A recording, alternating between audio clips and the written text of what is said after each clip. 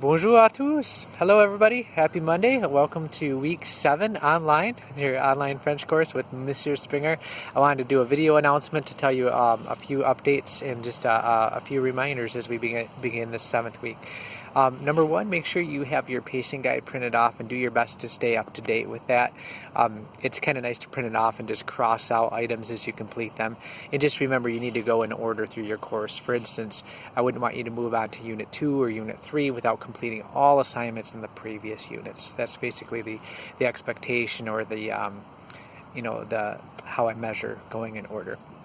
The second thing is, in terms of getting help from Mr. Springer or just in general, I posted an announcement a couple of weeks ago about this, but just remember, just a general order of operations if you have a question. Number one is read all the announcements, make sure it's not answered there. Number two, check out the tutorial video in course info, because that shows you how to do a ton of stuff in class.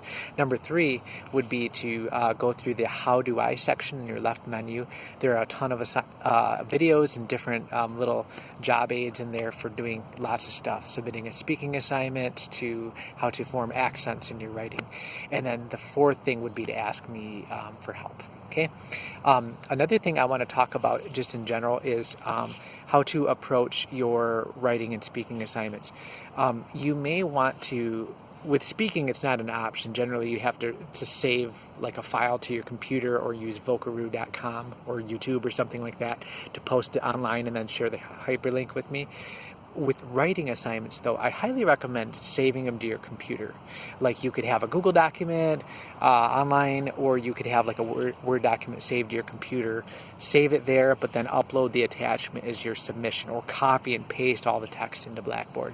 The reason I recommend doing that instead of only having them saved through Blackboard is just in case your file isn't submitted properly or something like that, you might lose your work, and I wouldn't want you to lose the work that you've taken time and effort to completing. So you may want to save a separate copy on your own machine.